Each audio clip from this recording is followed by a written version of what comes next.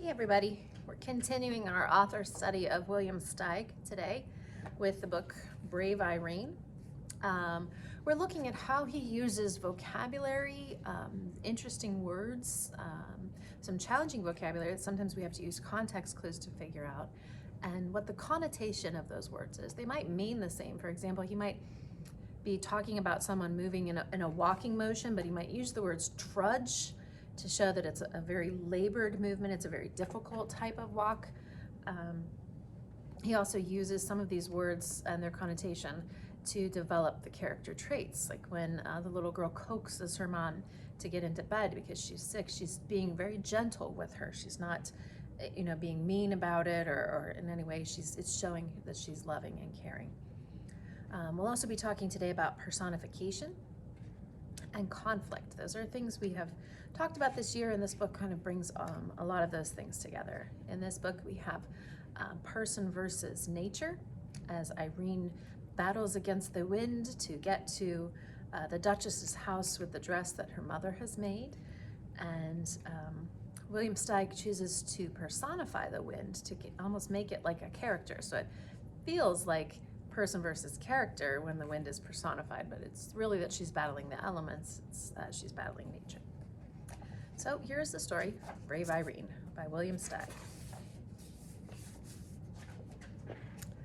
Mrs. Bobbin, the dressmaker, was tired and had a bad headache, but she still managed to sew the last stitches in the gown she was making.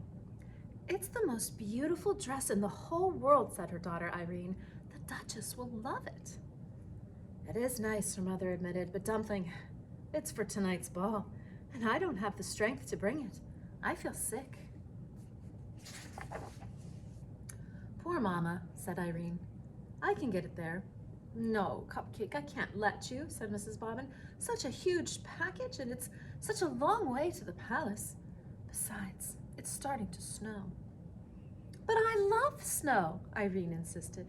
She coaxed her mother into bed, covered her with 2 quilts, and added a blanket for her feet. Then she fixed her some tea with lemon and honey and put more wood on the stove. So we see here in just these 2 pages that Irene is a caring, loving child who likes to take care of people. She's taking care of her mother. She wants to be helpful. She wants to make the delivery, and she's making the best of things. Everything her mother says could go wrong or be bad, she's like, "Oh, I love snow. It's no problem. I've got this." With great care, Irene took the splendid gown down from the dummy and packed it into the big box with plenty of tissue paper. "Dress warmly, Pudding," her mother called in a weak voice, "and don't forget to button up. It's cold out there and windy." Irene put on her fleece-lined boots, her red hat and muffler, her heavy coat, and her mittens. She kissed her mother's hot forehead 6 times, and then once again, made sure she was tucked in snugly, and slipped out with the big box, shutting the door firmly behind her. It really was cold outside, very cold. The wind whirled the falling snowflakes about this way and that way and into Irene's squinting face. She set up on the uphill path to Farmer Bennett's sheep pasture. By the time she got there, the snow was up to her ankles, and the wind was worse. It hurried her along and made her stumble. Irene resented this. The box was problem enough. "Easy does it," she cautioned the wind, leaning back hard against it. She's persevering through difficult times. She's got some grit there. And we also see the wind being personified as choosing to do this. It's hurrying her along, making her stumble. By the middle of the pasture, the flakes were falling thicker.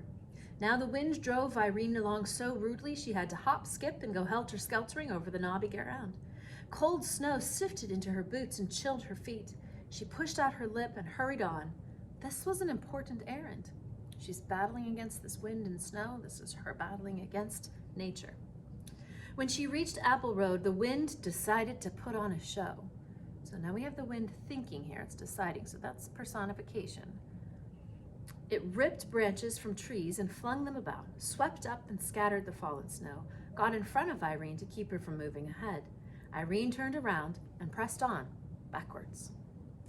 She's still not giving up. She's still very determined. "Go home," the wind squalled. "Irene, go home." I will do no such thing, she snapped. No such thing, you wicked wind. Go home, the wind yodeled. Go home, it shrieked. Or else. For a short second, Irene wondered if she shouldn't heed the wind's warning, but no, the gown had to get to the Duchess. The wind wrestled her for the package, walloped it, twisted it, shook it, snatched at it, but Irene wouldn't yield. It's my mother's work, she screamed. Then, oh woe, the box was wrenched from her mittened grasp and sent bumbling along in the snow. Irene went after it. It's powerful language here, like the word wrenched, meaning it's like pulled as if she was really holding onto it, and it took a wrench to do it. It's wrenched, it's ripped from it. It's a very intense. So using that vocabulary, strong vocabulary, helps us to develop a better picture in our readers' minds. She pounced and took hold, but the ill-tempered wind ripped the box open. The ball gown flounced out and went waltzing through the powdered air with tissue paper attendants. So as if it had, ladies in waiting were going along beside this royal gown. The tissue paper is like that. So personifying the dress and the tissue paper as well as the wind. Irene clung to the empty box and watched the beautiful gown disappear. How could anything so terribly wrong be allowed to happen? Tears froze on her lashes. Her dear mother's hard work, all of those days measuring, cutting, pinning, stitching, for this? And the poor Duchess. Irene decided she would have to trudge on with just the box and explain everything in person. She went shuffling through the snow. Would her mother understand? She wondered that it was the wind's fault, not hers. Would the Duchess be angry? The wind was howling like a wild animal. Oh, that's a good simile, comparing the wind to the howl of a wild animal howling. So we really get that sound. Suddenly, Irene stepped in a hole and fell over with a twisted ankle. She blamed it on the wind. Keep quiet, she scolded. You've done enough damage already. You've spoiled everything, everything. The wind swallowed up her words. She sat in the snow in great pain, afraid she wouldn't be able to go on, but she managed to get to her feet and start moving. It hurt. Home, where she longed to be, where she and her mother could be warm together, was far behind. It's got to be closer to the palace, she thought, but where any place was in all this snow, she just couldn't be sure. She plowed on, dragging furrows with her sore foot. The short winter day was almost done. Am I still going the right way, she wondered. There was no one around to advise her. Whoever else there was in this snow-covered world was far, far away and safe indoors, even the animals in their burrows. She went plodding on.